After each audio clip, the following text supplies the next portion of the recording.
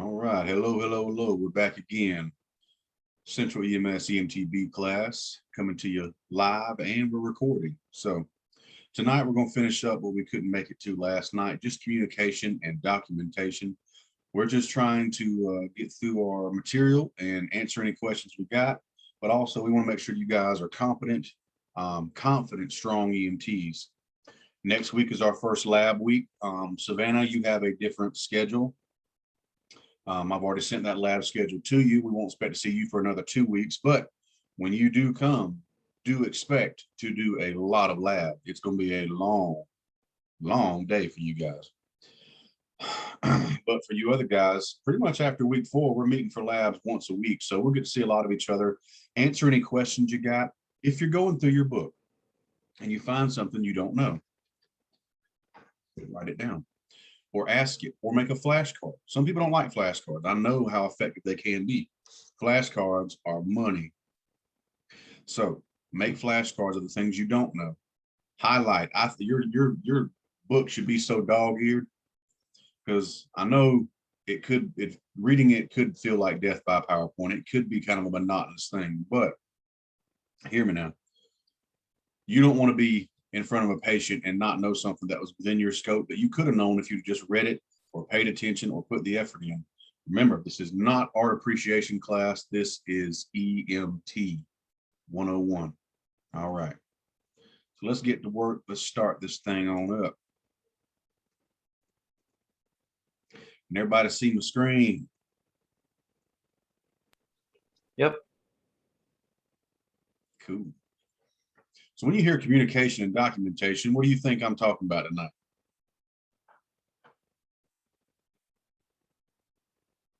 It's not rhetorical.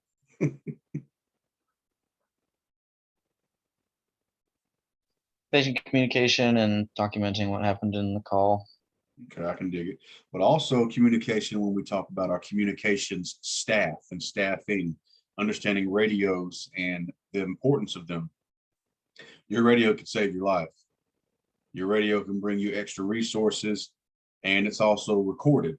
Anytime you work in a 911 district, your radio is recording all the transmission going back and forth. That way, if somebody says you didn't say something, check the tape, player. Check the tape. So for your protection, your patient's protection, and some of that can be kind of harrowing. I remember they brought in a dispatcher to Grady orientation a couple years ago, and they brought the dude in. He played some tapes, and there were some pretty rough tapes. This one tape, this one was on the phone screaming, "Help me, help me, help me." You hear a gunshot, then you hear a gurgle. Pretty rough stuff. Dispatchers go through a lot themselves. Don't you dare tell any of them I said that. They must believe that I disrespect them and hate them.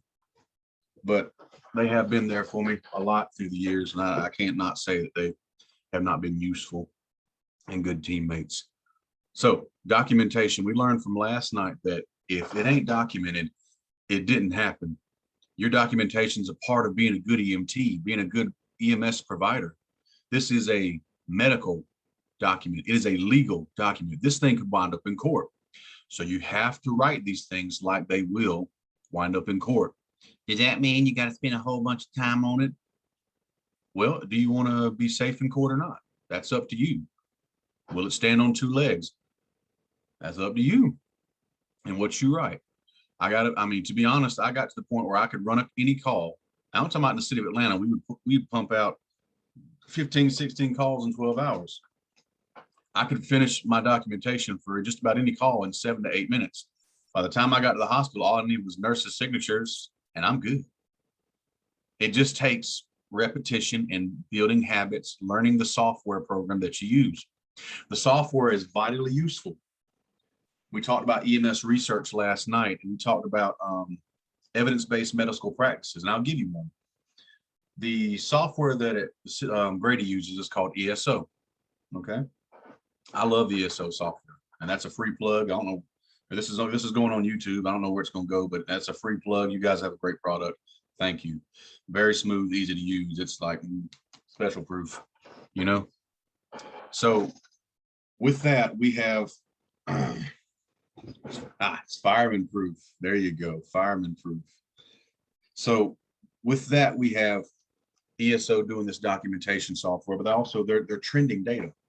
In 2019, ESO had a study they posted that was done over 1,200 EMS services, over 7.5 million calls. And in that data, they found that patients that received aspirin earlier in acute coronary syndrome had a 23% higher chance of survivability. That's a big jump. That's a big number. And that's all from just data collection. And that's because the medics and EMTs that wrote those calls provided good data that was sustainable and usable and that they could be analyzed. So communication is not key. Comprehension is key. Communication is not key. Comprehension is key. What does that mean? I told some of you before that if I go on scene and throw out them $20 3-foot long words and nobody understands me, then I have just created more chaos on the scene. But if I speak in a language that everybody understands, then I will be understood, and then we will have a smoother transition on scene. So communication and therapeutic communication, that is communicating with patients in a manner that achieves a positive relationship. You haven't seen it, but I have. There's EMTs and paramedics go out there and they talk to patients like they're dogs. I don't see how they still have jobs, but they get away with it. That will not be you. You need to talk to these people like you actually do care about them. Trick them into thinking you care about them. How do you do that? Actually care about them. Care about your patients. And people can sense vibes, man. I'm not going to get super, medical with that. I don't have a real saying for that. People can sense vibes. And if you're putting off some like douchebag vibes, they'll pick up on that. Your body language has a lot to do with that. So you're going to want to establish a good, solid rapport with your patient early on. You're not going to get into saying a bunch of nicknames and, being disingenuous. You're going to be very upfront, very honest, never lie to your patients, very truthful to your patients. And that's how you deal with this thing. So therapeutic communication, we have interviewing techniques, how to obtain history from the patient, how to get information out of them. And so you can formulate a good working field diagnosis. We are not doctors. We're not allowed to technically diagnose patients. However, you can formulate a working field diagnosis that you're going to treat the patient for these signs and symptoms that fall into an algorithm that you recognize is something you can do and treat. We have to adjust these communicating strategies based on age, stage of development, and different cultures. You try and meet people where they're at, but don't be like my old partner in Atlanta who was from Alabama. He try and talk to people like he was from Atlanta, but by the way he sounded with that accent, he stirred the pot up a few times because of that accent of his. So verbal diffusing strategies and family presence issues. We're going to talk about those. So adjusting your communication strategy, let's talk about it.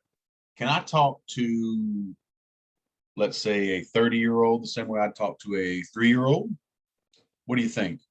Zarina, what you got on?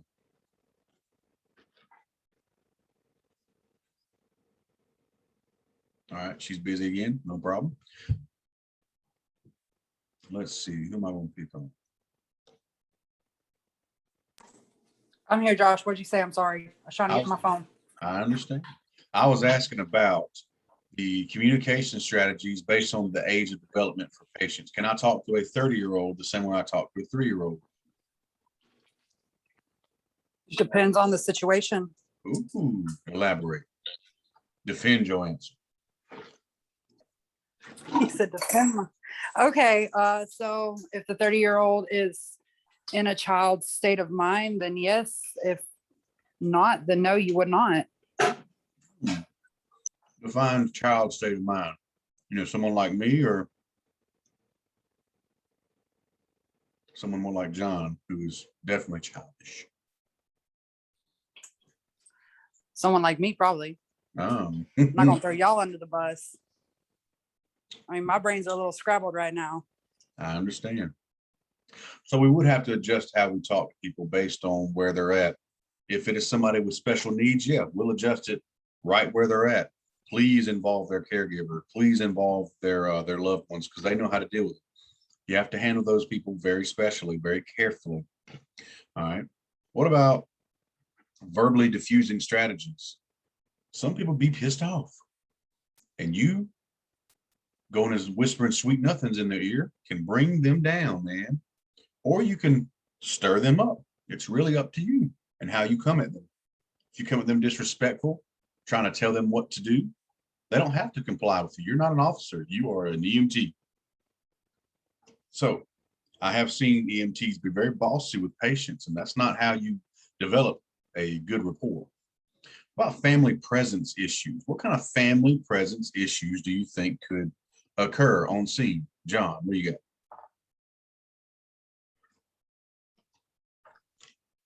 got? Well, sometimes people don't get along super well with members of their family. Or, maybe mom wants the kid to go to the hospital. Dad doesn't want to go to get the kid to go to the hospital. It can lead to, altercations between the family members, or the family and the patient, or family and the first responders. Just, there's all sorts of possibilities. Sounds like you've seen that in your stint in the fire department. And you're right, family can be issues with mom and dad going back and forth. We are not to get in the middle of it. However, sometimes the parents are the problem. Sometimes the little girl you pick up with that had an anxiety attack or the suicide attempt was pushed there by her family. Now, that doesn't mean the family did anything wrong. They could just be very overbearing or whatever the case may be, but sometimes family be the issue. Sometimes teenagers won't admit things to you in front of their family for good reason. So EMS system communication, we're talking about calling for resources. You have to know how to call, when to call, what to call. If I am in South Georgia and I got a bad trauma patient, man, where I'm from, I had an hour and 30-minute hike one way to take my patient to a real trauma hospital. But if I was smart and I heard that call come out over the radio as a motorcycle MVC, hey, go ahead and get me a bird in the air. I knew that if there's anything to this, if there's anything to it, I'm gonna need to fly this patient if I can, because it would save that patient, an hour and some change of the drive if air evac can just come get them and take them there in 20 minutes. Because when it comes to trauma, time is money. It's life-saving. Transferring care of the patient, knowing how to interact with some of these nurses, knowing how to interact with them, how to talk with them, how to transfer care, giving them what they need from you.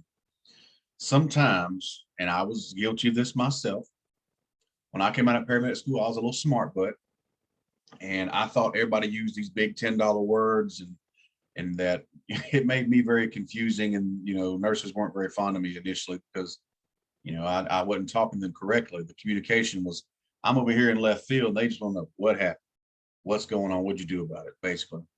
So transferring care to the patient to the nursing staff, I need to be able to interact within that team structure. And, oh yeah, this is Mr. Smith here. He called us for this. We saw this when we got there. This is what I did about it. This is what I got now. Here's his vitals. Here's his other information that you'll need. I give her what she needs for her charting and for her to allocate resources to my patient. Communication is easily misconstrued. You ever had an argument with your wife or husband and it was really nothing to it, but it was all because of a text message or a tone of voice that you didn't mean to come off that way, but it sounded that way to them. It's very important to be very cognitively aware of how you're saying things, not only what you're saying, but how you're saying, interacting within that team structure. So what about the EMS communication system? What kind of system do you have? Do you have radios? Do you have simplex, duplex? Do you have ultra high frequency, ultra low? We got to know what we're using, what we got going on. So communication with other healthcare professionals, team communication, and dynamics. Now, let's say you're my new EMT and you're working with me, and I didn't want a new partner. I don't want to have to train you. Man, I'm just an old salty douchebag, right? But if I take the time and communicate with you what I want, and we work well together, we could start over time, after you understand how we can communicate and how we can dynamically work together. With that, we can then have a very, very smooth relationship. My partner at Grady was one of the best ones I ever had. I could hold out my hand. He knew what I wanted in it, no matter what the call was. He gave me a lot of confidence.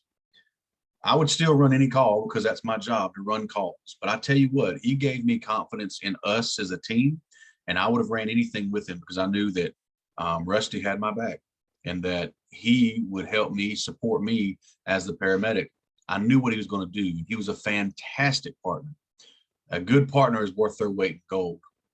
I didn't mind picking up extra shifts with him. I didn't mind staying late if we had to with him. It's very important.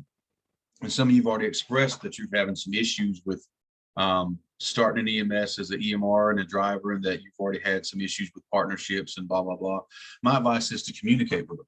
Tell them, hey, remember you started from nothing and now you're the super paramedic, and well, that's cool and all, but I'm just starting my career. And remember how, anxious you were? I just need you to guide me. Tell me how you want things done and help me to help you. I want you to be successful so I can be successful, so we can be successful. That's a line from The Incredibles 2, if anybody caught that. Documentation, all right. Recording patient findings and the principles of medical documentation and report writing. So the truth is the truth. You are there to write the truth. I don't care who tells you to write something else. I don't care. You write what really happened, just the truth. Now, of course, you want to be able to bill these calls. People have insurance for a reason. And a lot of these, services, they have bills to pay themselves.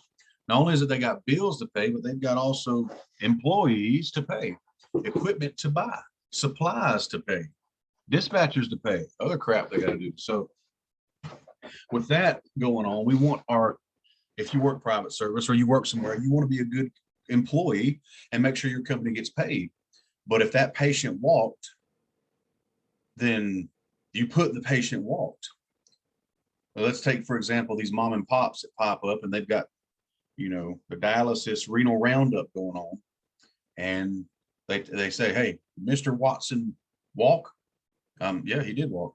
Well, if he didn't walk, if he walked, then we can only charge him for a stretcher van. But if he was carried, then we can charge him for BLS. What do you think of that? I think that's Medicare fraud and we shouldn't do it. Oh yeah, that's how a lot of these mom and pop EMS services go up and then they go right back down because they cannot take a hit from the Medicare fraud fine. I think it's in the millions. So no matter who I work for, where I work, or what I'm doing, I have my first duty is to be a patient advocate, do no harm, but also I need to do what is right at all times, even when nobody's looking. Do what is legal, moral, and ethical at all times. All times. Oh yeah. Medical terminology. So I retook my national registry April of 2020. You have two choices when you become an EMT or a paramedic. Every 2 years, you can either take a bunch of classes or you can just challenge the test. I had the classes. I mean, I'm an educator. I go to lots of classes and it's free. It's not a big thing, but I wanted to look at the national registry test again because I'm an educator. I need to look at it and see what kind of stuff's going on. And I can tell you, with all the times I've taken national registry, medical terminology will make or break you. Medical terminology will make or break you. Now in the streets, we don't talk like that. We don't use them $20 words. But when they say this patient's having difficulty breathing, they're not going to say difficulty breathing. They're going to say this patient has dyspnea. This is how the National Registry test is formulated. Patient has dyspnea. He's having trouble peeing. No, he's got dysuria. He's peeing blood. No, he's got hematuria. He's pooping blood. No, he's got hematochezia. So you kind of get the point I'm making. Medical terminology will make or break you. And it is also how a lot of some medical professionals communicate. And again, that's part of you meeting people where they're at. If you're talking to a doctor, he might want you to use the big terms. So use those with him. But if you want to pass registry, I promise you, you need to really, really pay attention when we hit medical terminology. And then some. Read past what I'm telling you about it. Because I can tell you, every time I've retaken registry to take another look at that thing, I have seen words I didn't know. This last time I took registry to keep my national registry license, I had been a paramedic for 11 years at the time. And there were still words on there I didn't know. I teach the crap. I teach medical terminology for a college. There's crap on there I didn't know because the word was this big. You see that? This big. But what I did was I took it in pieces and I broke it down. It's a multiple choice test, and I was able to figure it out. And as soon as I got out of the test, I was like, on my phone, Google, Google, Google. All right, I'm right. Woo! So you got to be a little crafty, but medical terminology is very important. All right, communication. Transmitting information to another person, verbally, non-verbally. I would also say that some non-verbal communication is as important, if not more important, than verbal communication. Why is that? One of y'all tell me. I don't know why I can't lose no weight. Look at this Taco Bell.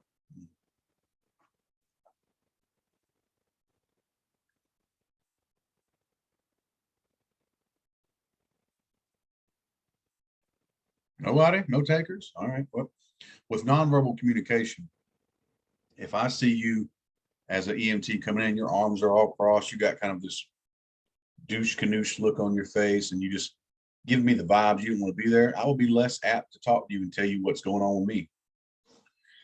Verbal communications are important.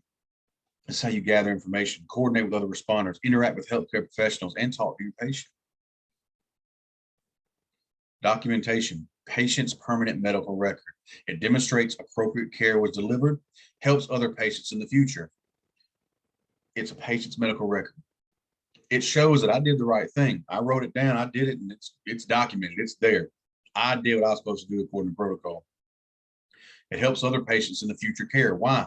Because of EMS research. We take the data from every call and it's analyzed, annotated, checked out, pulled apart, and then they pull everything from it. So complete patient records guarantee proper transfer of responsibility. It complies with requirements and fulfills your organization's administrative needs. Your organization needs to bill so they can pay you. What do we use mostly in EMS? Computer, radio, and telephone communications. Some services use what's called a silent dispatch. This is more of a non-emergency type of thing, to where you may have a pager, you may have a computer that'll ding off like, pick up so-and-so at this time. But for the majority of the traditional style of EMS, you've got a radio that'll just either have a tone go off, beedle, beedle, beedle, med one, copy a call, med one, oh God, not again. So that could happen, or they'll just call your unit number for a bigger service. 744, copy a call. 744, go ahead. Your call is at Edgewood and Pryor or Spring and North for a possible man down. No further information. 10-4, show us en route. So you must know what your system can and cannot do, how to use the system efficiently and effectively to your benefit. And you must also know your company's specific way of doing things. Now, we got rid of 10 codes years ago. After 9/11, we found out that, hey, we can't really talk to each other with all these dang 10 codes. So we went to plain talk. There are still a few organization specific little codes out there. So like in the city of Atlanta, 48 is a dead body. You know, we arrived on scene, there is a dead body. I mean dead. Dead on arrival, DOA. A code 11 is a Hail Mary, Mayday, come help me, I'm about to get beat up kind of thing. So there are some agency specific things going on there, and we should know what our organization does and why they do it. So how do you talk to patients? Talk to them like you give a crap about them. Talk to that grandma like she's your grandma, but not in an unprofessional way. Now, how can I achieve both? By being as genuine as possible, but also by remaining professional. Hey, Miss Smith, my name's Josh. I'm from Central EMS. Did you call 911 today? Oh, you did? Okay. Well, what can I do for you? What's going on? You mind if my partner checks your vitals real quick? He's got to put that on your arm and stuff. You okay with that? All right, not a problem.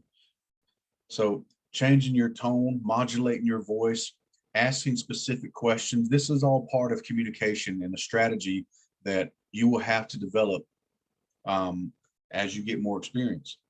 You may learn things out there that I don't even know.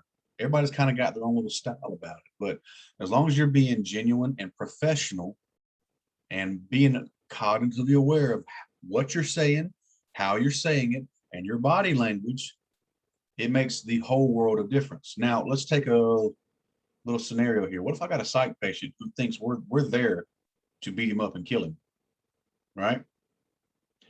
First thing I got my hands up. Hey, buddy, what's going on? You okay today? My hands are out of my pockets. My body language is as non-threatening as possible.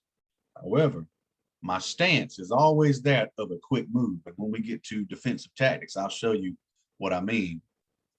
I'll show you exactly what I mean. You know, your body language needs to be non-threatening at all times, but it also needs to be ready to receive a threat or respond very quickly to one. So you want to encourage patients to express how they feel and try and get a positive relationship. Sometimes that's not going to happen. What do you mean?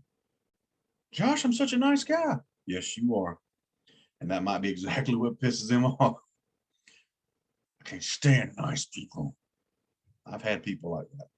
I've had people that as soon as I pulled up and I get out of the truck, this homeless guy took a stick. Where the hell is my medicine? Whoa, buddy, I don't have your medicine. Did you call 911? Yes, I had this lady stop and call for me. Now, where's my medicine? Buddy, I don't know. How can I help you? Woo, swung a branch at me. Luckily, there were some PD officers there on scene that went ahead and grabbed him. And I was like, well, he's obviously in a mood. So if he's in a mood, I'm going to do what? I'm going to sedate him. I'm going to sedate him very much. Now, give me 1 second. I'm going to I had a quick phone call to make. The program director at the college was calling me thinking I'm supposed to be at work tonight. Had to show her a text message showing I ain't supposed to be there. My schedule's different. All right, so we're back. Can everybody hear me well? Yep. All right, Yep. so I apologize for that. Did I hit the wrong button? Yeah, I did. All right, so computer radio link to EMS, EMTs, fire, law enforcement. What kind of other type of resources do you think you could need?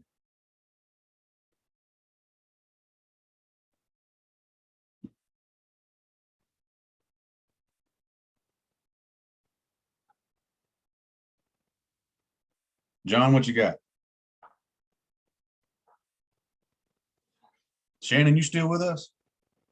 Or are you doing some top flight security world stuff? Of the world. I'm The still here. world. Of the Not on world. duty. Not on duty. I'm still here. Okay. All right. So back to it. So what about therapeutic communication can help you? I got to tell you, we can talk about this all day, but until I put you in some situations where you have to try and talk down somebody that's pissed off at you, or until you've done this a while, you won't be good at it. And that's just a fact of life. I mean, the book likes to make out like this is real world scenario, but it's not, guys. I'm gonna be completely honest with you. I got to be honest, you got to do this a little bit to figure it out. And that's with a lot of jobs that you may have had in the past. Like we can strategize and be theoretical all day, but till you've actually done it a few times, it doesn't actually take root. So what are some factors and strategies to help out? Eye contact. Now, I want you to take that with a grain of salt because there are some people who are in a manic psych patient state. If you look in the eye, they might attack. Body language, your facial expression, just the way you're saying things. Don't try and talk down to people. That will have you having more issues than it's worth. So what does age, culture, and personal experience have to do with anything? It influences how a person communicates. In some cultures, expressing emotions a weakness, like the American male does not express emotion. I'm He-Man. No emotion. That was my problem for many years. Now I will cry on your shoulder, John. In other cultures, it's impolite to look away while speaking. I know I grew up, and when I shook a man's hand, I needed to really shake their hand and let them feel that, hey, this is a man's hand you're shaking. It's not a dead fish. I also need to look them in the eye. That was part of the culture of the American South down here. So that is what I had to do. But it's different everywhere you go. My advice is to learn the local forum or just try and meet people where they're at. But again, always be respectful. And if you do cross a line, be like, hey, I'm so sorry. I didn't know that that was something that was culturally insensitive, and I apologize. You know, just be gracious with them. You're like, I'm sorry. I made a mistake. Own it. What about your tone and pace and volume of language? Now, I've been guilty of this a few times, because once I get into that medic mode, I may start talking a little bit faster. Hey, I'm here to help you now. What you got going on? You know, I'm just going too fast. And I got to remember that some people don't hear that, you know, can't hear and understand and interpret words that quickly. So the tone, the pace, the volume, all of that is very vitally important for you guys and for me to remember that it has a lot to do with how we are coming across. What about ethnocentrism? Considering your own cultural values more important than those of others. So I remember telling you that while you're at work, you are completely objective. While I am I'll say it, while I am a Christian person, I believe I have a faith belief. I will run patients that don't have it. That does not mean I get to push it on them. That does not mean that I get to, you know, tell them my political party affiliation. EMS is Switzerland when it comes to that. You are objective there only to treat problems and help people have a better day. Again, your personal beliefs have no bearing on what's going on with this person right here. You are Switzerland. And cultural imposition is forcing your values onto others. We don't want to do that. So we've already talked about body language. I'm not going to beat that dead horse. So what about other non-verbal communication? When treating a potentially hostile patient, beware of your own body language. Zarina.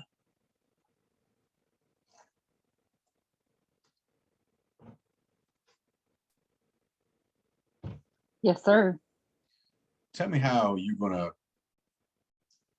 position your body for a hostile patient. What kind of body language are you going to be cognitively aware of to make?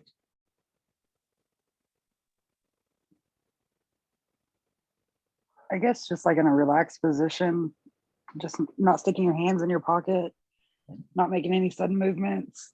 I like it. No sudden movements, slow, purposeful, kind of over-exaggerated movements is what you want to do. Hey, another thing you want to remember is that, you know, not everybody's going to know your name, and that's fine. In the city of Atlanta, you know, none of us had names really. I mean, not to patients. Knock on the door. Hey, it's Grady. Or if I'm on scene, hey, fire, come here. You help me with this? Thanks, buddy. I appreciate it. Or, hey, Grady, come here. I'm on my way, buddy. What you need?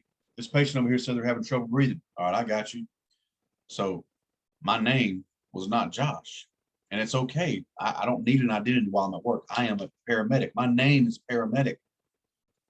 So same thing has probably happened to you guys already when you are in the ER. Hey, Central over here. You're your patients over here. They don't know your name. It's fine. You're, hey, EMT this way. And that's completely okay. So when you're trying to deal with these hostile situations, remember scene safety, scene safety, scene safety. We've already started that. Okay, that's fine. One of the most important things we teach you is your own safety. That comes before any of this other stuff we teach you, because if the scene's unsafe, you're not paid to be hurt. You're not a police officer. You're not trained in a bunch of defensive tactics. You don't have the equipment or the protection necessary a lot of times. So nobody would judge you if this scene becomes unsafe. Remember, regulations 1-9. If the scene becomes unsafe, thou shalt dippeth out. Amen.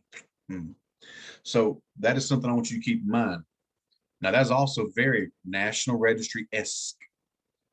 They're going to put you in some scenario type questions where, like, well, there's a big old dog. What do? You don't pet it. You get out of the scene. You don't know what the animal is going to do. Okay.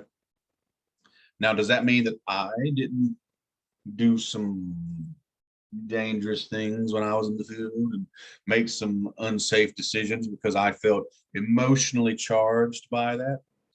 Well, yes, I did. And now I don't have a disc at L4 because of it.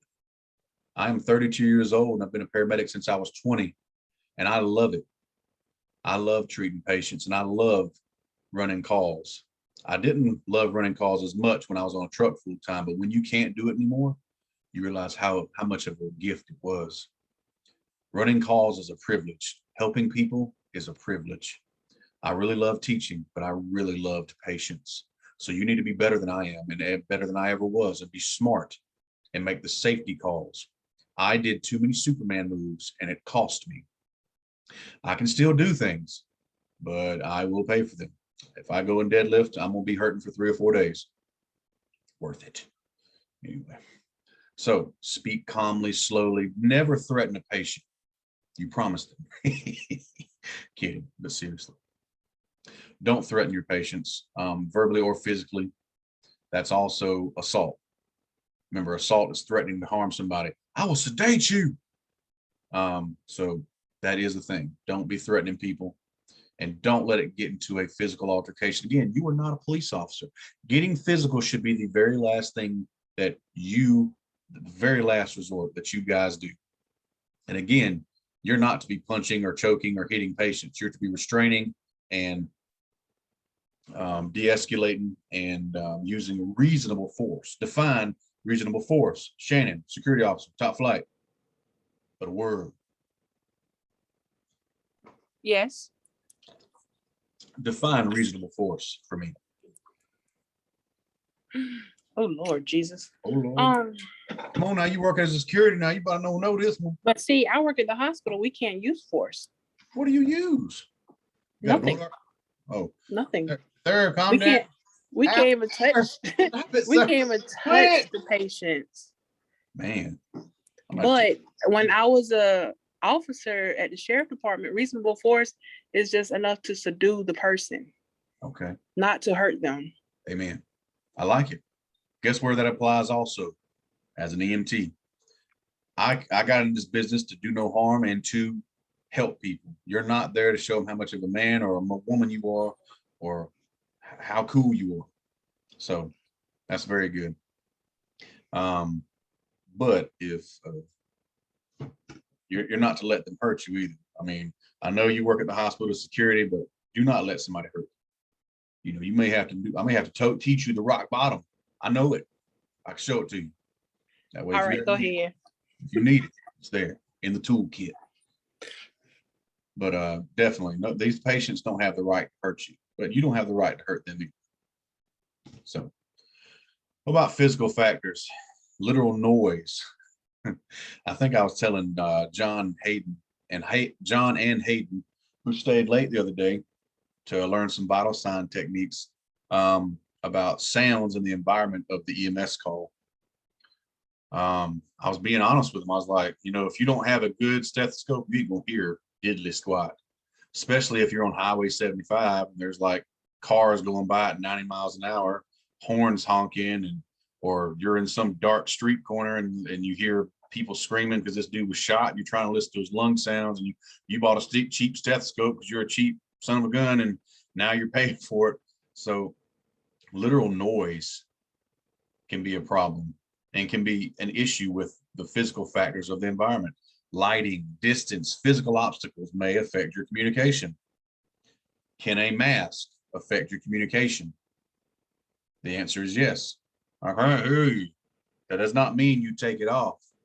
We're not trying to spread the Rona. And that again is a very hot button topic. I'm not trying to stir anybody up. This is Switzerland. I'm just telling you, a mask can cause communication issues, but it definitely is a hot button topic. So anyway, cultural norms often dictate the amount of space. I'm gonna be honest with you. I was social distancing before coronavirus hit. I keep people way, hey, whoa, right there. I want to be able to assess the scene before I get too close to anybody.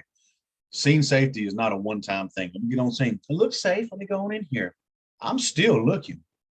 Even as I'm talking to this guy about his problem with, can't breathe, I'm still looking. Scene safety is not a one-time thing. It is a continuous thing. Scene evaluation is not a one-time thing. It is a continuous thing. I'm always evaluating. Your head is on a swivel at all times. So make sure that you keep that in mind as we continue in this program and you actually start and go and run calls. So ask questions is a fundamental aspect of pre-hospital care. Your history taking is built off of asking questions.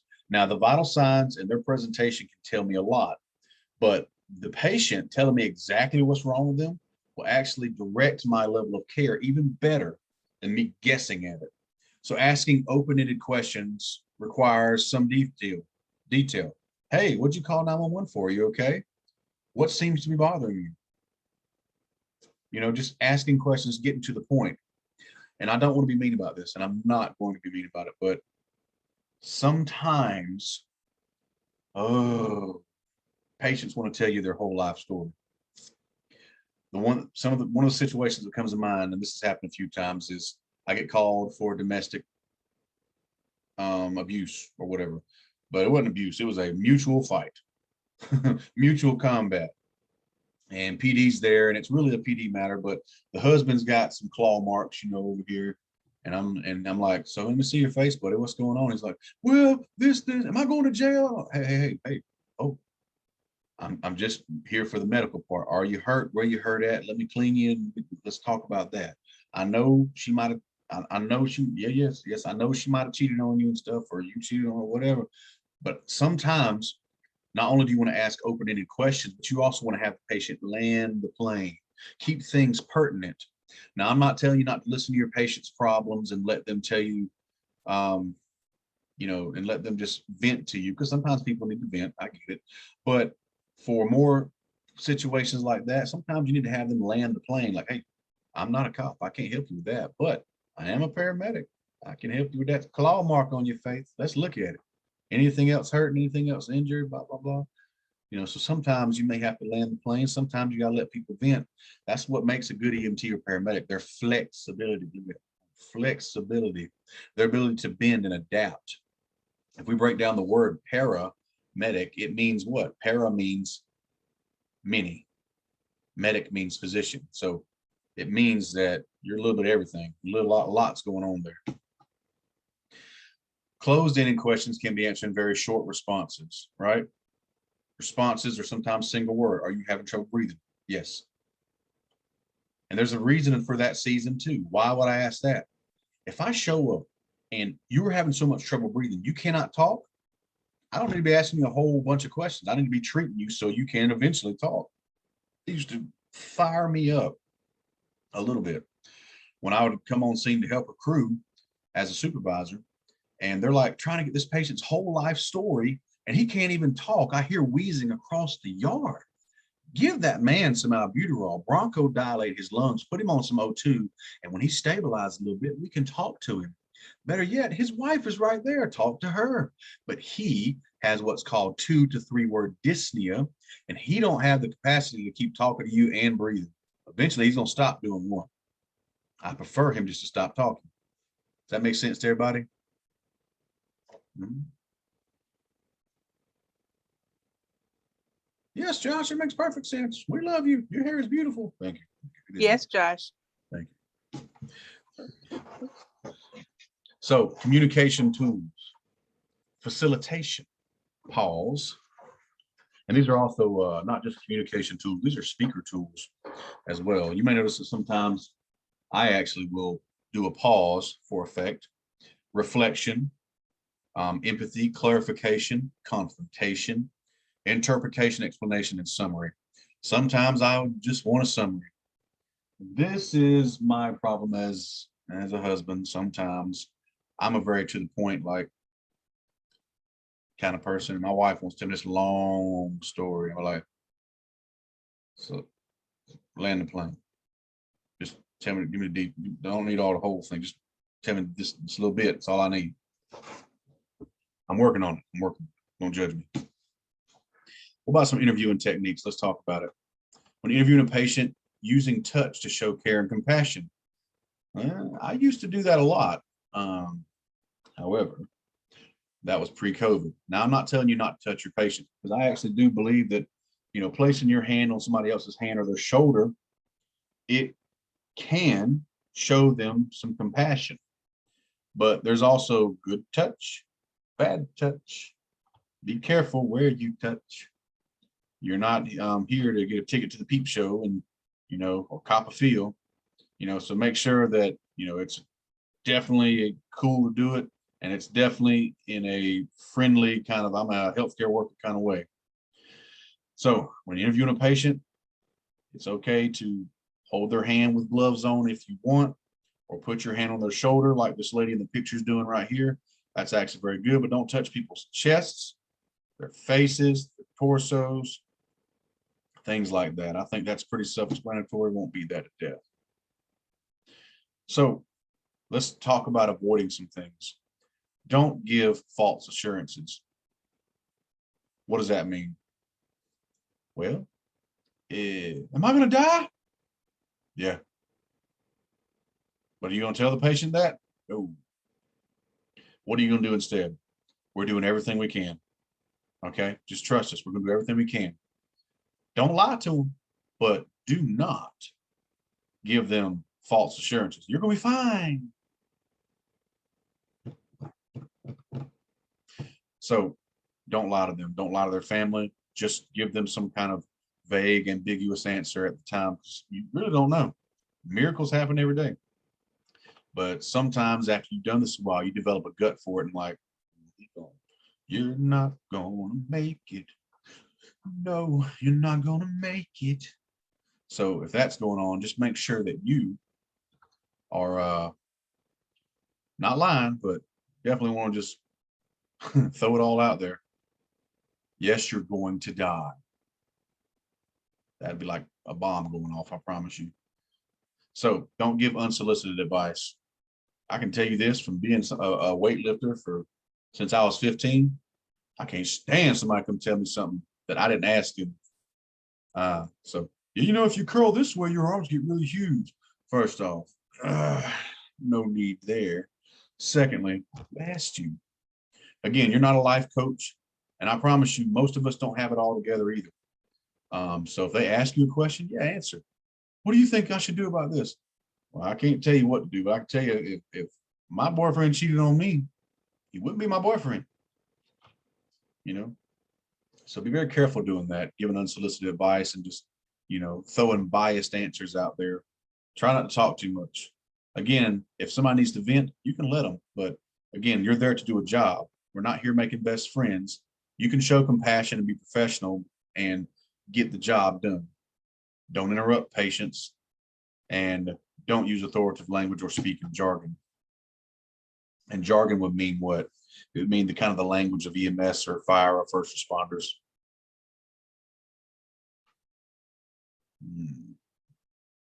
Sometimes family gets in the way.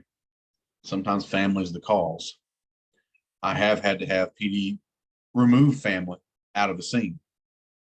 And that would be my very last resort to do that. And I don't want to do it, but sometimes you have to ask them to step aside. I just need to talk to her for 1 minute. And I usually give it to them like, if you answer for her one more time, I'm gonna have to take her over here, okay? Seriously. You know, because some people, they're trying to help, but they just don't know how to help. They just want to be just so involved, and, you know, and I get it. But there is such a fine line to that. Don't be afraid to ask people to step aside, but also remember that family can snap on you too, cause a lot more drama at the scene, upset your patient, increase their anxiety, and make their condition worse. So again, interviewing family, friends, you might need to ask them questions. You may also need to have them step aside. You may also need to have them removed from the scene. Again, that should be a last resort. You don't want to stir anybody up. Really should fall down to your assessment of what's going on, though.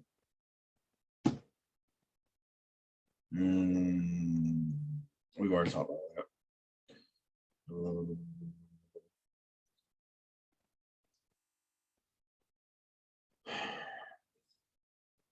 I'll have to.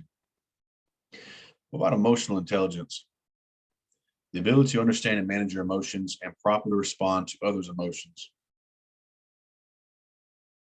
Okay, I had a weakness in that area for a while. I want you to be better than me. By that I say, I nearly lost it on a guy that had obviously abused a child, and I was able to keep it in, but I had to step outside, do a war cry, clear my throat. That's all. I was quite upset. So emotional intelligence, how to deal with other people's emotions and manage your own. You're about to walk into a minefield of first responding and EMS. You're going to be involved in difficult situations. You're going to be upset. You're going to be ticked off a bit from time to time. But you have to remember that I'm at work. I'm a professional, and it is not my job to arrest. It's not my job to get upset and do certain things, and I don't need to get too emotionally attached. There's two schools of thought about this. The one that I believe in personally is that while I'm at work, I need to detach a little bit. Sometimes in the maze of emotion, you get caught up in it. So you need to detach and step back and look at the maze. Detach and step over it. Take a look at it. Huh. All right. That's why it's going on. Detach, analyze, prioritize, and then execute. Detach, analyze, prioritize, and then execute. That means you step out. That means you think about it. You prioritize, you triage, you put things in the order of importance. I need to do this first, this second, this third, this fourth. And then you execute those actions. I have been a duck on a pond many a time. On the outside, I look like stone cold. I'm cool. Yeah. But on the inside, I'm freaking out. Oh man, bro, God, I'm freaking out. Duck on a pond. On the outside, he looks calm, but underneath that little water, he is kicking them feet.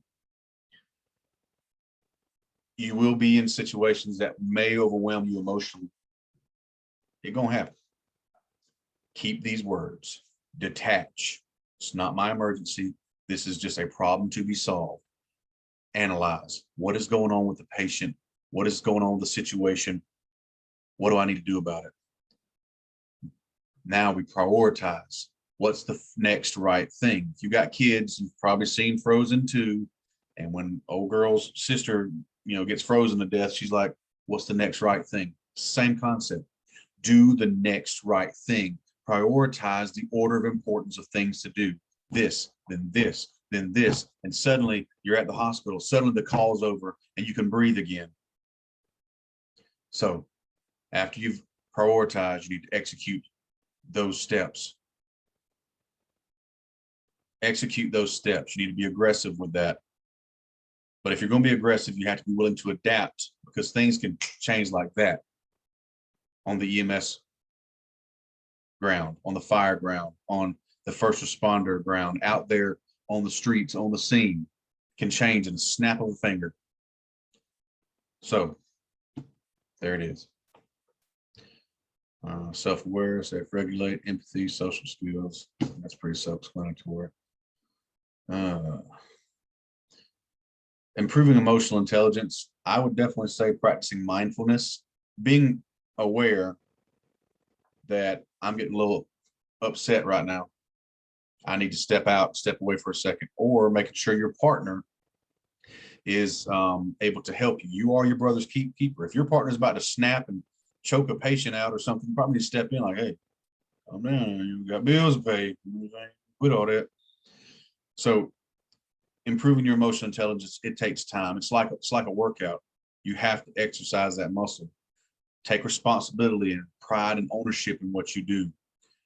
See how you react to these stressful situations and keep your mouth shut.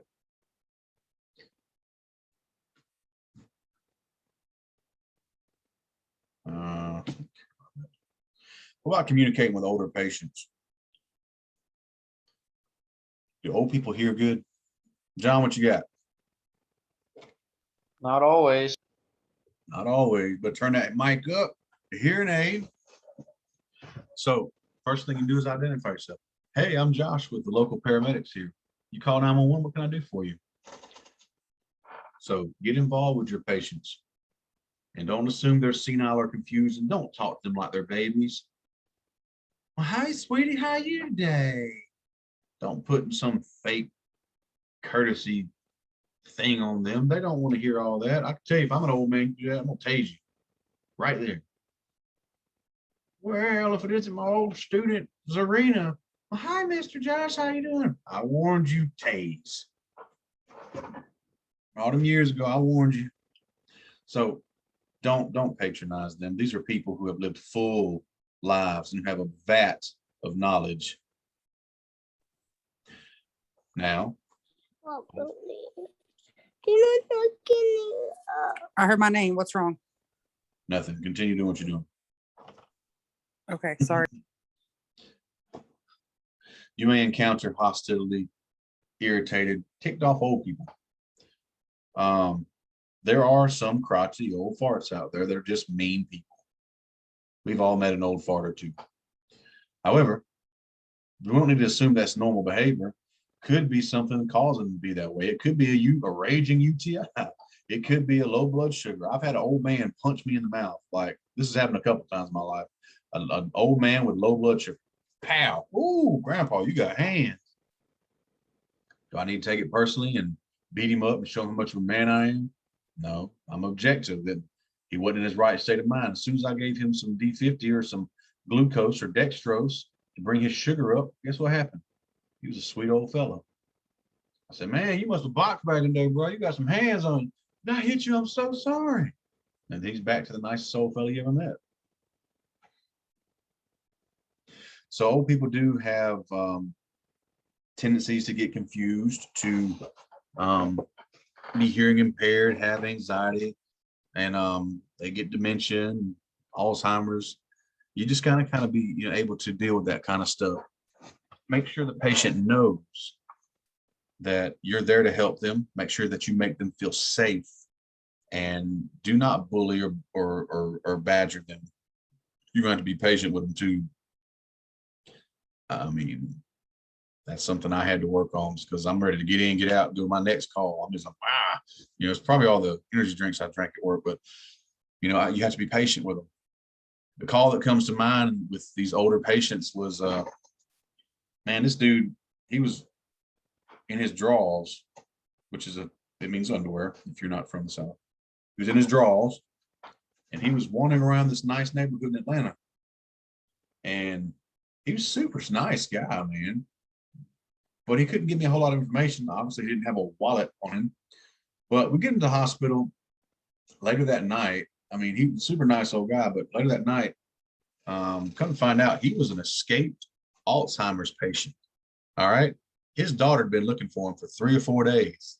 This dude was from Cincinnati and had wandered down to Georgia. He got in his old car and rode it till it ran out of gas, and somehow become naked, just about naked in his drawers, running around the streets of Atlanta. I don't know how they identified him or whatever, but I came in later that night, the charge, and I was like, hey, Josh, is that a patient you brought in? I was like, which one? I've been here all night. Be more specific. Come to find out, dude was from Cincinnati and he had wandered the streets. And so do not ever assume that acute confusion is normal for them. Be very thorough. I got a chat box. What y'all want? Okay, I understand. Go take care of your business.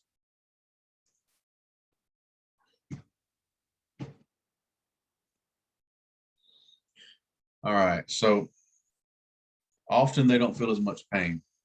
That's true. Often older patients don't feel as much pain. The nerves is old. After 80 years of existence, those nerves do not conduct signals of pain like they used to. So just be very aware that they could be a lot more hurt than they used to be. So this is something you got to remember too. Give them time to pack. They may be away from their home for a long time, and something like hearing aids, glasses, dentures can be very important for them. Like if this lady's really sick and she's stuck in the hospital for a couple of weeks, and she has to eat hospital food, she ain't got no dentures in, how's she gonna eat it?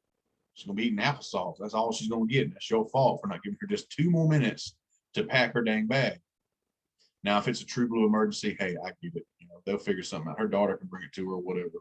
But if it's like more stable, less life or deathy, perhaps give her the extra minute or 2 or help her. I've helped elderly patients get dressed. I've helped put their shoes on. I ain't go to EMT school to help put people's shoes on. You got into this to help people. Help people. It is part of your job title to help people. If that means helping them on the potty, you help them on the potty.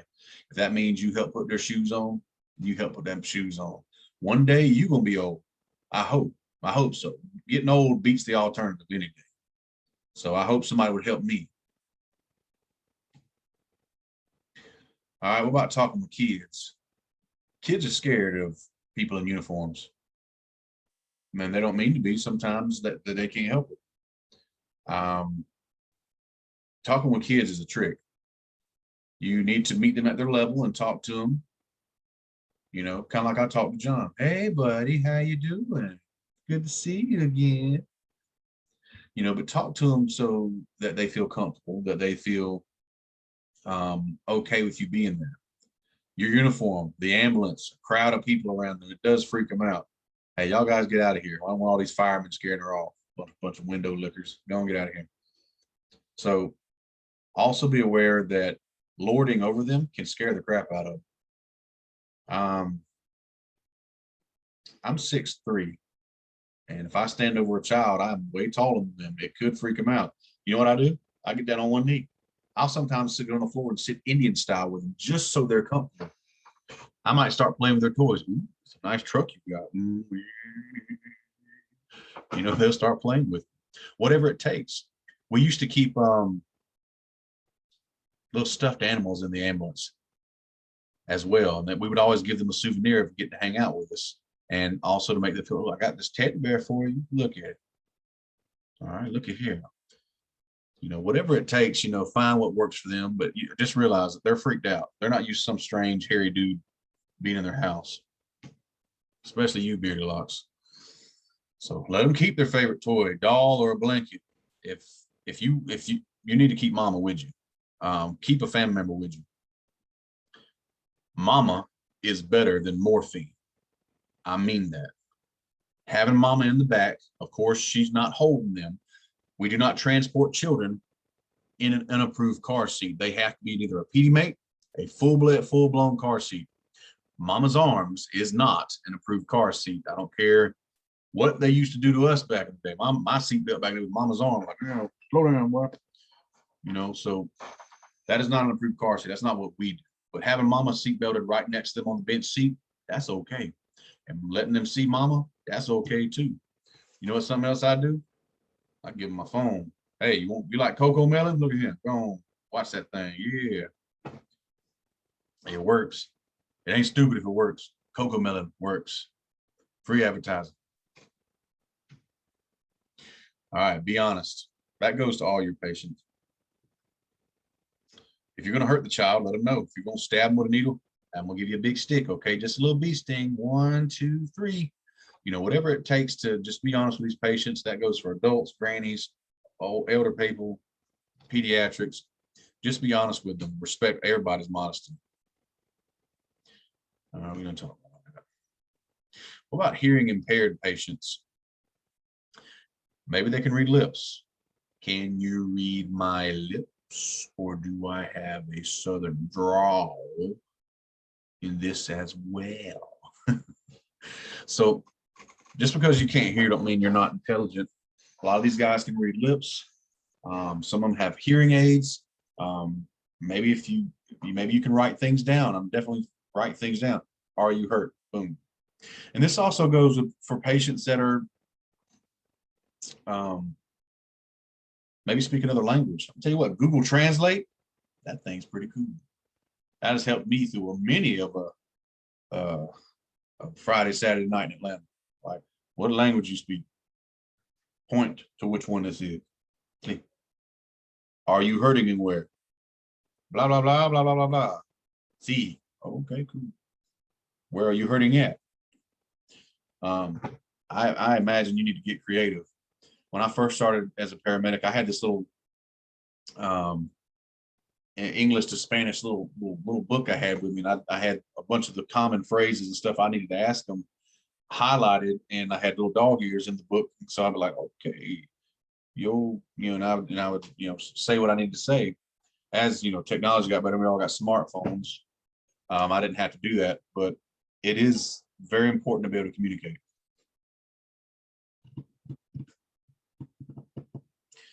I'm not going to go over American Sign Language with you. It wouldn't hurt you to learn it. Not gonna lie. Just a few phrases like sick, hurt, and help. It wouldn't hurt you. But it's not something I know enough about to really think I can teach it to you. What about visually impaired patients? Ask them if they can see at all. Are you blind, legally blind, sort of blind? Make sure that you're speaking very clearly to them. Make sure, you mind if I put my arm through your arm and help you walk to the truck, or help put you on the stretcher? That way, don't run anything.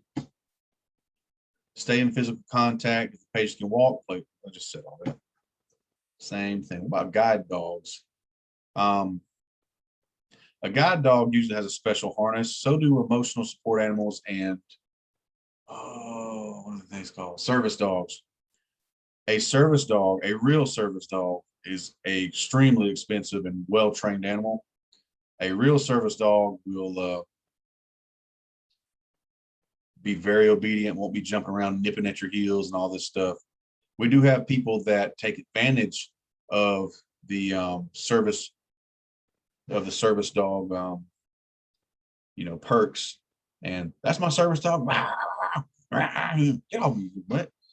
No, I'm sure he is a service dog, but we have no right, and literally legally can't ask what the dog's for or why they have it or whatever. But if somebody's got a service dog,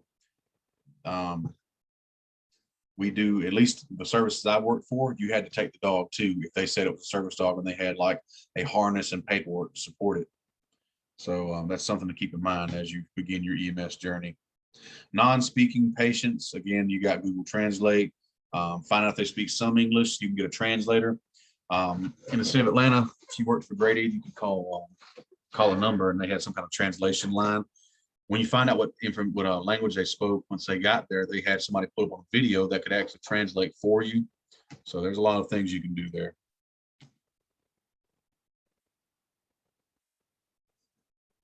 All right, so why don't we take a quick little commercial break? For you guys listening online or watching this recorded, it will not even seem like a break at all, but I'm just, for the ones that are physically online with me, let's take about a 10-minute break so we can all run to the bathroom and do whatever else we got to do.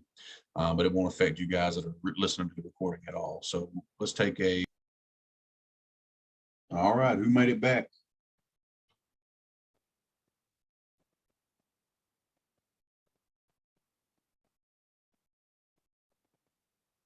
All right, we're going to keep on rolling now. Keep things moving and interesting. So what is a shared mental model? What does it sound like to you? What's going on in the scene and the situation, not just with the patient, but with the scene and the situation? Are we both safe? It is me and my partner sharing the same mental model. Now, you got a good partner when you look at them, they can tell what you're thinking.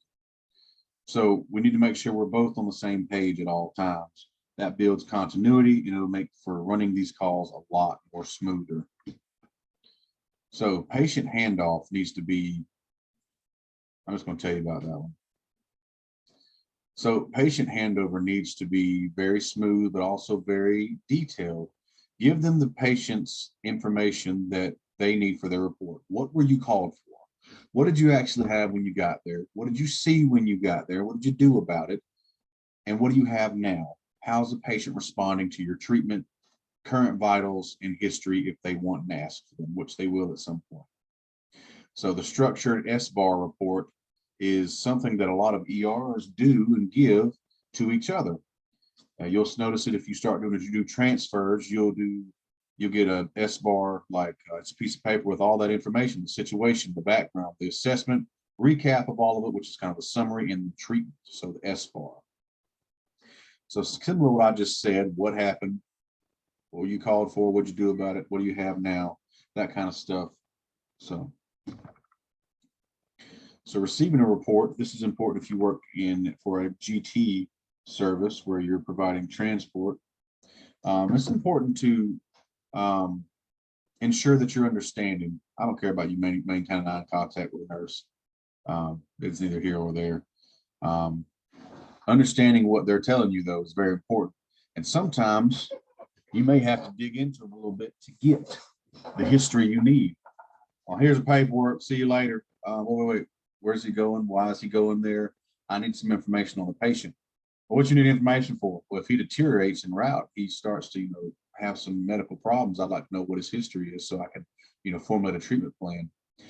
And that's how some of these nursing homes and nursing staff at hospitals that you do transfers with will do you. Even from the critical care side of medicine, you walk in and this patient's on like 10 drips and maybe an intra-aortic balloon pump and a vent, and they're sick as a dog. And the nurse just wants to hang some paperwork and just tell you to go on. No, make her sit there and tell you what's going on with the patient. What did you do about this? Why is he here? Why is he going here? I need to know this information.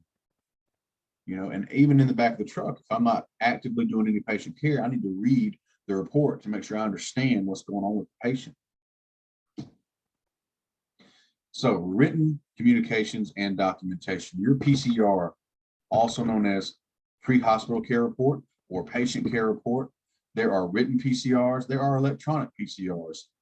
When I started EMS, we did written. It was on paper. It was lovely. You could finish a report in like 3 minutes. Now things are electronic and there's lots of drop-down boxes and a narrative to write. And it's important to make sure that this is done correctly. It is part of your job. Part of being a good EMS provider is by being a good documentator. PCR has 6 functions. Continuity of care. It's making sure that we are providing the standard of care to all our patients and that it is continued as we transfer them. Compliance and legal documentation. It protects the patient's healthcare information. And if anybody needs to access it with a subpoena, they can. Gives the administrative information, who was on the call, what their times were. Even such things as your times are important. Why is that? Well, if we are finding out that it takes engine 11 20 minutes to get to this area of their zone that they work, but it would only take engine 10 minutes, then we have to re-strategize our zoning thing here. We got to make sure that things are working administratively. What is their out of shoot time? How long is it taking them to get to the truck? How long is it taking them to get to their patients in their zone? These are important things. We've noticed that this one crew is always greater than 15 minutes to no matter what call they run, even if it's across the street. We're now noticing that trend to be very specific to just them. All that information can be looked at, even information such as unit hours. How many trucks do we need to make sure we put up to deal with the projected call volume during this specific time of day?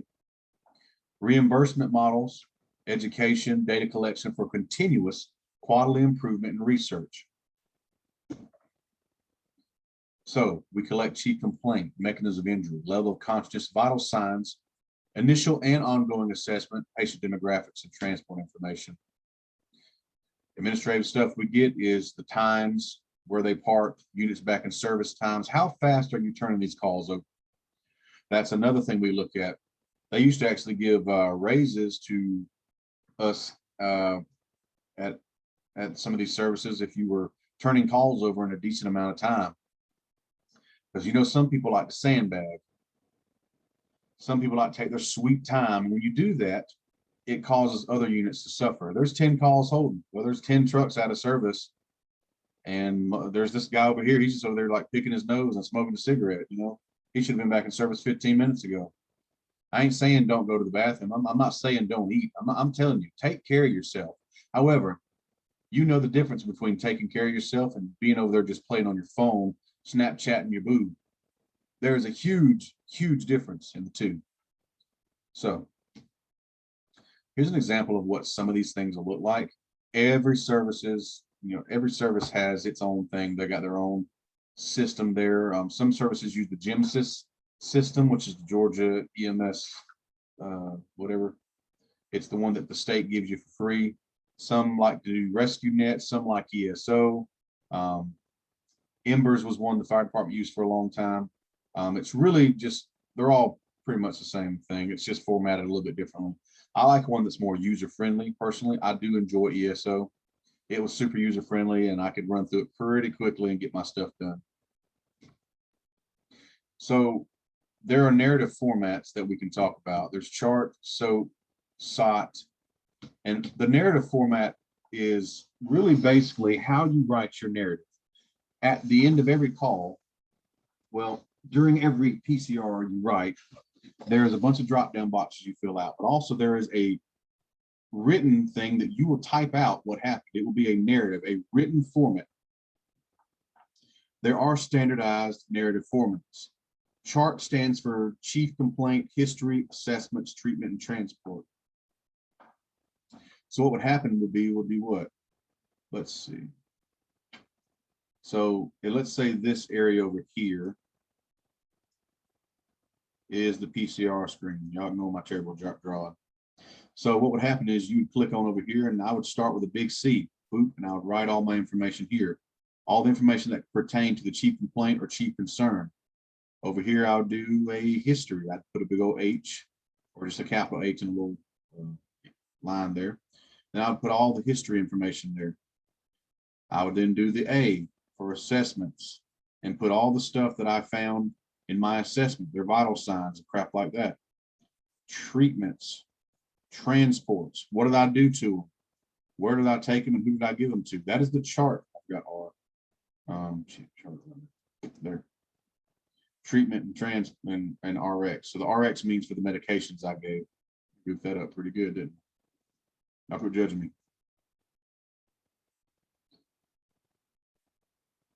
So there's that right there. So let's go ahead and erase all of that so we can get back to what we was doing. Now, what about SOAP or SOT?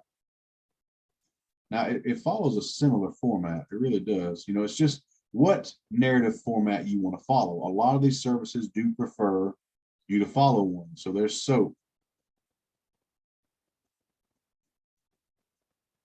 Subjective, objective, assessment, and plan.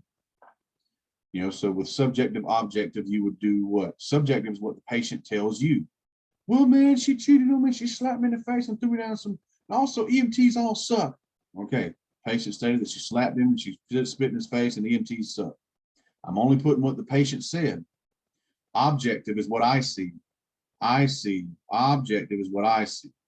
Objective is what I can measure. I can see. The way they're standing, the way they're sitting, their respiratory effort, their vital signs, all that. A would be my assessment. What do I think is going on with it? And P would be my plan. What am I doing about it? Where am I taking them? How are we getting to this place and all that? Are we going emergency or not? Now, one that I didn't see listed, but one that is my favorite is actually the SOT. This is real simple. SOT. This is exactly what I use. Subjective, objective, treatment, transport, whatever. I write in S what the patient tells me.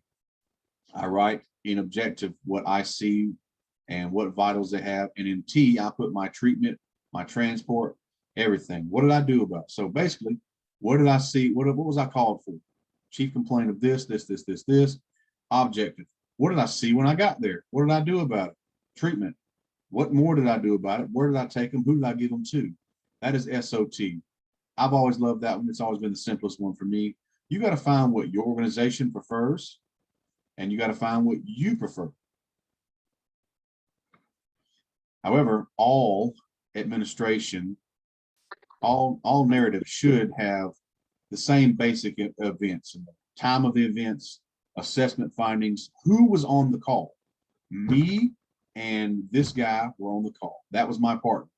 He signs every narrative that I write, saying that he was at least there.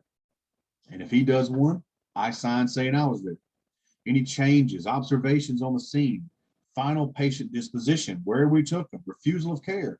If I get there and they don't want to go to the hospital, okay, well, sign here. Have your wife sign there too, saying that I at least tried to get you to go, and then we get on. Staff person who continued care. That would be like who? This would be the nurse or the other EMT or paramedic who give care too.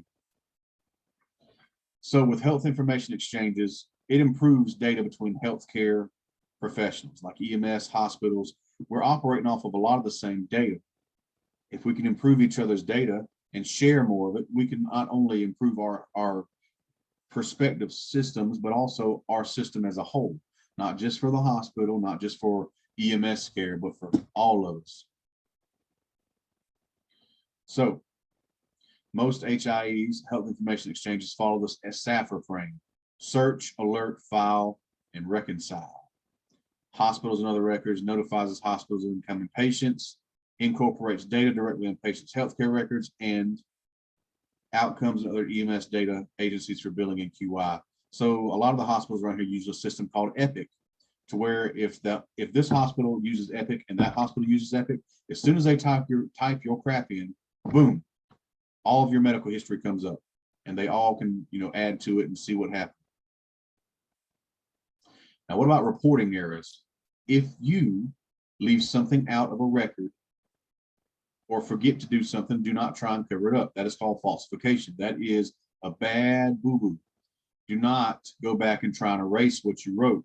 But what you can do is perform an addendum. So an addendum is you can go back to your narrative and write saying, hey, I forgot to say that I gave him this drug, this thing went on, and everything was hunky-dory and blah, blah, blah.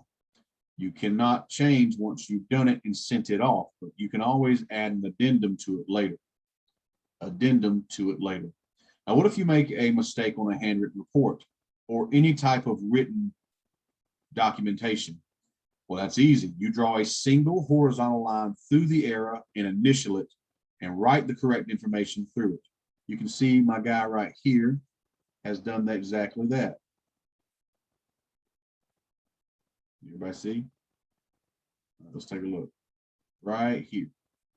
So let's say I meant to put 701 North Street. So I'll just scratch through that, put old JW there. Then I'll put North Street. Boom. I know you can't read that very well, but you get that way.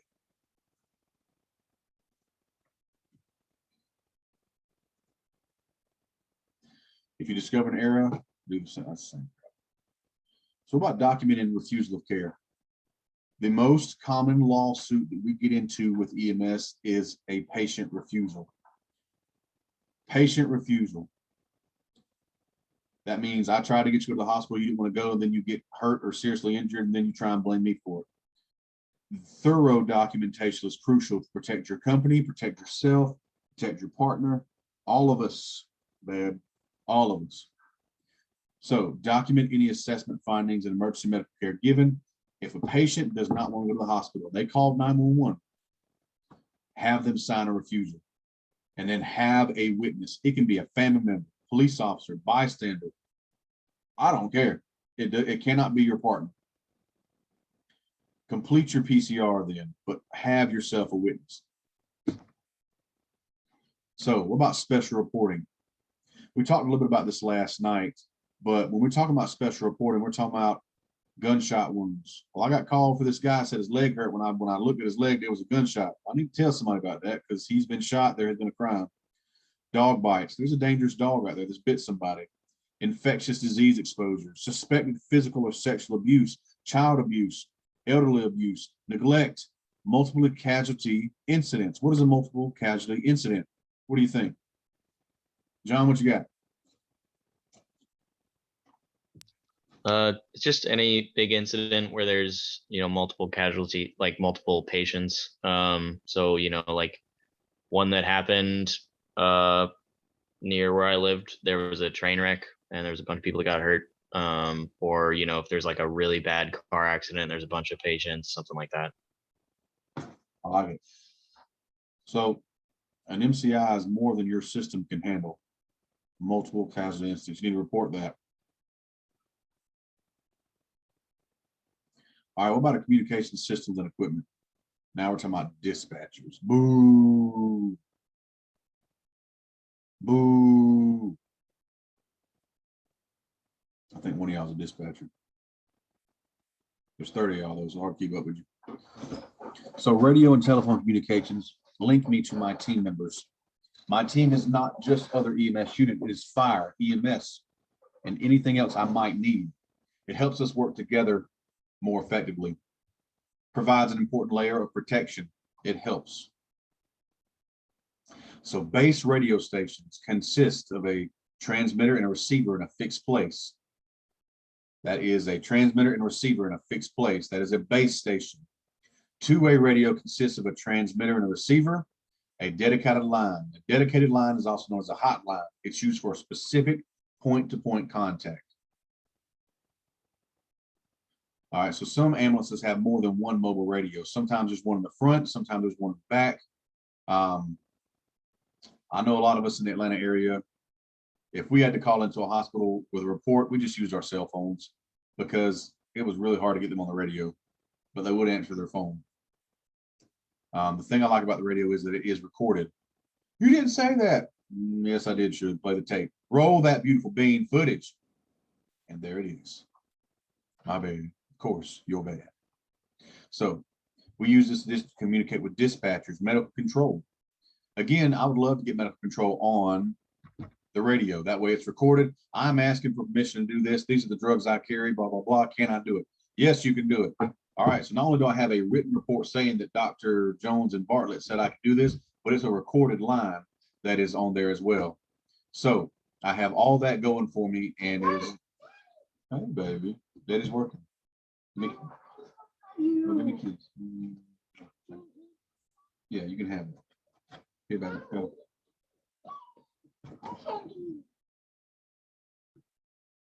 Let me just, I apologize. My children just got home. All right. So ambulances sometimes have more than one. Now, portable radios are your lifeline. Do not lose your portable. Get you a radio belt or something to hold that thing onto your body. Get you something to hold that thing on your body. Keep your radio on and keep it on you. Make sure it has a full battery. And if it's not on and on you, have it charging. This is essential on an MCI. This is essential when you're out in some, deep dark corner of your zone that you're working in. So it is very important to have your radio and have it working. So helpful when you're away from the ambulance. What if I'm up 10 flights of stairs and I forgot my radio? That's a problem. I need to have my radio. That is an essential part of your toolkit. I have a big leather radio strap that I kept on me, and it had a little buckle thing that would buckle my radio to me at all times. It is your lifeline. Keep your radio on you. I don't know how many more ways I could say that to stress the importance of how important the radio is. Also, the dispatchers I work with, if you did not answer the radio, they would send the National Guard and everybody to you. They would send every resource they had to you because they didn't know if you were alive or dead. So you need to answer your radio to avoid having the cavalry sent to you as well. If you need the cavalry, though, they will be coming.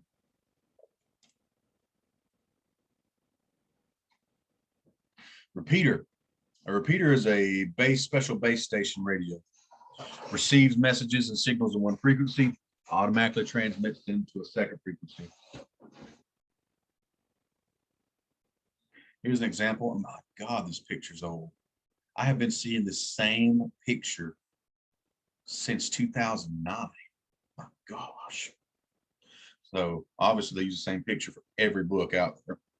So basically a message sent to the control center, to the transmitter by landline, the radio wave carries it to the repeater for rebroadcasting to outline units. It's pretty simple.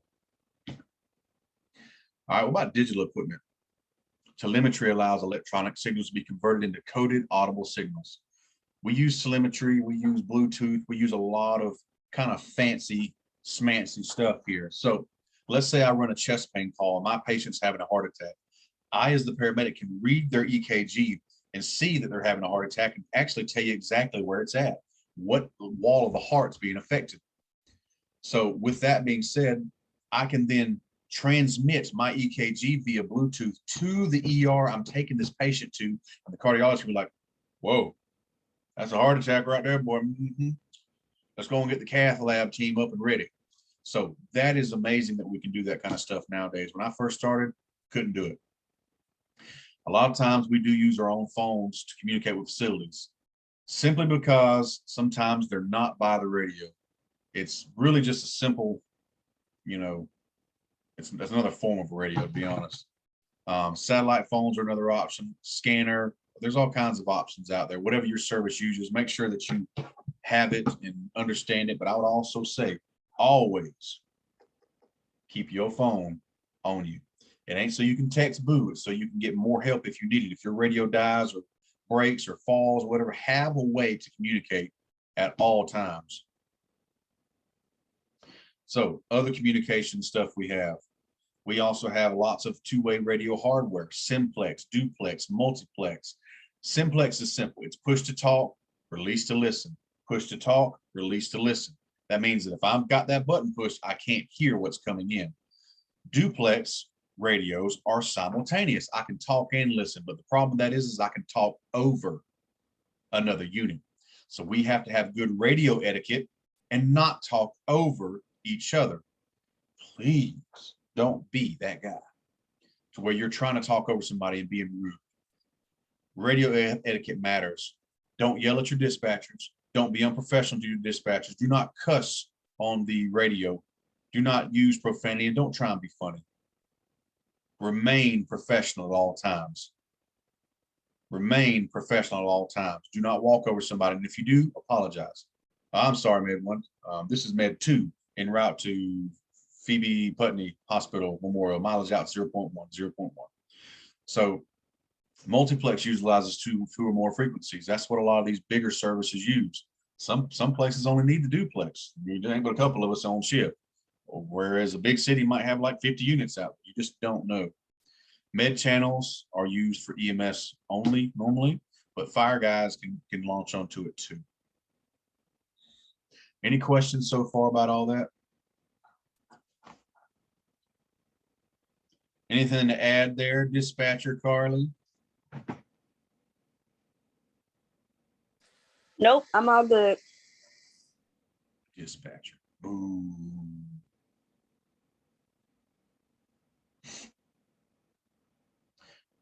I said something earlier about dispatch that how much I appreciate you guys. I want to go ahead and tell you that you guys have been there for me in some dark areas and dark times.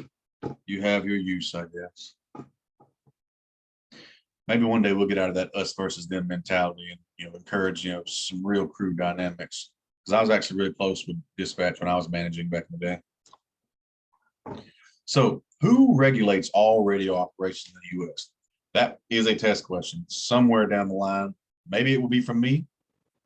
Maybe it'll be from the registry. The FCC regulates all radio operations in the United States. The FCC, the Federal Communications Commission, regulates all radio operations. That is a need to know. The dispatcher. They will receive and determine the relative importance of a 911 call and try and assign the appropriate EMS responses. Do they sometimes get it wrong? Yes. Do I, as a paramedic, get things wrong? Sometimes. We are human. We make human errors. Things that we need to know about the dispatcher is some bystander has called them with sometimes very vague information. They're frantically talking. You can barely understand them. And it's really hard to correlate what's going on. So they try and send the best resources they can at the time. Have I been sent to a fall that was a cardiac arrest? Many a time. Have I been sent to a A seizure, that was a gunshot? Absolutely. Well, he was seizing because he was bleeding to death, and that was him in his death throes. So that doesn't mean that they're bad at their job. It just means they gave you the information they had. So your job is to use it as a tool. I'd like to say something on that topic. As being in the dispatch room, sometimes we are given either wrong locations or an incident where we weren't told that the patient was on any medical equipment. So we went there with the BLS truck, the person was on a vent. We sent what we was told. I blame dispatch, it's your fault. No, she's exactly right. There are times where they give you what they have, and that's all they can do. You know, but once I get there and I have assessed the scene, if I need something more, I can be like, hey, dispatch, I need this, this, and this pronto. Bangarang, here it comes. So try to be nice to your dispatchers. And I know I've been picking on them a lot tonight, but I do want to say we do need to get out of the us versus them mentality. And they're not out to get you. And I can tell you, as a former manager and someone who's ran calls and who's done just about everything in EMS, don't try and dispatch from the truck. You do not know what you're talking about. You don't hold all the cards. You can't see the CAD. So it's not up to you to decide what call you run. Well, why didn't that other truck run that call? Because they get off in 5 minutes and you get off in 2 hours. There is a system in place that it does work, but you have to trust it. And you have to trust that you don't have all the cards. I promise you, you don't have all the cards. So go ahead and develop a good attitude towards your dispatch now, and understand that your job is to run calls. From this hour to this hour, you signed on to work from here to here for this amount of money. The same thing applies to McDonald's, right? You go to McDonald's, you work and you flip burgers. That's your job. From this hour to this hour, you're gonna flip burgers. EMS is you're gonna run calls from this hour to this hour. Now, there might be some times where you don't run calls, and that's okay. You can sleep, you can chill, you can play on your phone, you can do homework and read. Yeah. There ain't many other jobs like that where if you ain't got an actual call, you can actually chill. So take the good with the bad. I'm telling you up front about it. So responding to the scene. EMT reports any problem they took place during a run to the dispatcher. EMTs inform dispatcher they've arrived on scene. Why? So dispatch can log your time. We're measuring your times, your out of shoot times, your response times. Sometimes just to see if something can be done to make us faster, to get people more quickly so we can help them. Sometimes it's because we have contractual obligations. I might be wrong, but the 911, I'm not gonna mention it by name, but the 911 zone that the company that most of you work for up in that area up north, I'm pretty sure, if I remember reading it correctly, there was a contractual agreement that said that we had to be at calls within 4 to 8 minutes, and that those times are tracked and they're monitored. And if we're not, the local authorities and municipalities and council members will start breathing down the administration's neck. So all of that is annotated. You as an EMT want to be efficient and fast and do your job well. So the principal reason of communicating with a facility: when you take a patient, a 911 patient, to any facility, you are going to call a report and warn them you're coming, not to warn them that, hey, you know, I'm bringing you up. It's so they can allocate resources to you. Everybody, you may not know this, but everybody is slammed right now. Did you know that? You know, just about every hospital around here is slammed, packed, full. And I need to call ahead to see if they can handle what I have coming. I need to call ahead. What if it's a stroke patient? Well, I need to make sure they've got their stroke capabilities to handle this. And if I call them, they will allocate those resources to me. At Grady, you can go down there and you can call a stroke alert. The doctor and nurses and other doctor will meet you at the front door. Is this a stroke? Hey, sir, how you doing? Can I do blah, blah, blah? And they're checking him right there. They take him right to CT scan. He's got drugs in his veins and clot busters going in 10, 15 minutes after they've done a CT. Same thing with a chest pain. They're going straight to the cath lab sometimes. What about a trauma? They're going straight to the trauma bay. This is why we call, so they can get resources ready to deal with what I'm bringing in. Or if it's just homeless Joe with a stubbed toe, then we will take him to the lobby as they have requested. Man, don't put me in the lobby, man. Bruh, that ain't on me. You want to get your sandwich? Actually, that would be kind of nice. I got you, bro. It's warm in here, isn't it? Yeah.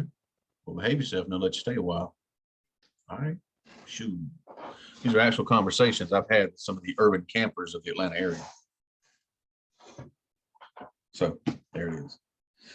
All right. So when do we consult med control? It has purposes. Notifies the hospital of incoming patients, provides opportunity to request for more orders, advises of the hospital of special situations. The reason you would call med control also is to get advice. I have had to do it myself, and I probably will still have to do it. I need help. This situation is not written in any book. You couldn't plan it. Here it is, though. I need help. Med control, help me. It's sometimes I have to call for orders to give a certain drug. I can give all these drugs, but this one right here is written in red, which means I need to call med control to get permission to give it because it's kind of a dangerous one. And the situation may not be bad enough to give it yet. That's on the doctor to call that. What if I just am stuck and I need advice? You can call your supervisor or med control. These choices are yours. You're never alone, though. If in doubt, give a shout. All right, so giving a patient report, and we're going to close out right here, okay? So giving the patient report commonly has a bunch of different elements. You don't need to be throwing out 3-4 minutes worth of material. I can promise you the nurses are not going to write that down. They're not going to listen after about 20 or 30 seconds. Give them 20, 30 seconds of what you got going on. Hey, this is Med 1. I was called out to a possible gunshot. Upon our arrival, we found a patient shot in the upper thigh region. It is a through and through. Bleeding has been controlled at this time. No tourniquet necessary. Direct pressure has stopped bleeding. Patient's vitals are as follows, blah, blah, blah, blah, blah, blah, blah, blah, blah. ETA is 5 minutes. That was about 20 seconds, possibly. I don't know. But that was very concise and right to the point. And they know that I got a trauma coming in. It's stable at the time that of my report. That is basically what you need to tell them. Any questions so far? You don't want to get into a whole big history of everything going on with the patient. Patient had a heart surgery back in 1993, had her gallbladder removed in 94, states that she sometimes gets lightheaded when she stands up too fast. You don't want to give them all that. They're going to ask all those same questions. What were you called for? What did you see when you got there? What did you do about it? What do you have now? Vitals and ETA. What do you think?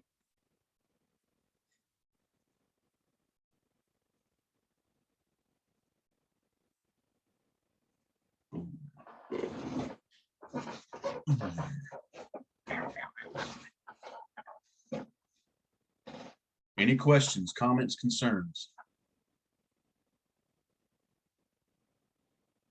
John, you good? You got any questions about communication or documentation? Do you understand the importance of these two concepts that we've been trying to relay, communicate to you tonight? Doing good so far. Okay, no questions? All right, what about you, Shannon? I'm good. Okay. Carly, you got anything to add? I would not mind the opinion of a dispatcher, something to help us out here. What do you think? Nope, I'm all good. Can't think of nothing. All right. So about your week this week and about the workload we got, one final thing before I close our little podcast here. You may have noticed there's a little bit heavier workload this week. The first 2 weeks were very easy. There's a lot of reading and a lot of assignments. Not that many assignments, but I promise you, if you do the study guide, you'll have all the keys to the kingdom. It is really the key to that test. The study guide has all the keys of the kingdom, and all the answers are in your book and in these lectures. In your book and in these lectures. There's a lot of resources for every chapter of your book. If you've looked into the PSG Learning, it has so many, it's got flashcards, it's got a little quiz at the end. I may or may not have taken a couple of questions directly from the quiz. I may or may not have taken questions exactly from the end of your chapters of your book. Y'all see me? Y'all see that? So if you read, if you research, if you do your study guide, you will be fine. Other than that, we do have next week is week 4. we do got our first lab next week, so we will be coming together to hang out, to do the lab skills, to do lab skills, to verify that you've got all your stuff going. Some of you I need to talk with. You've had a kind of a rough start with your technology understanding and stuff. We're going to work through that together and actually sit down and talk it through. But if y'all got nothing else, I'm gonna cut you loose for the night. You got any questions about this week's assignments or anything else going on, just let me know.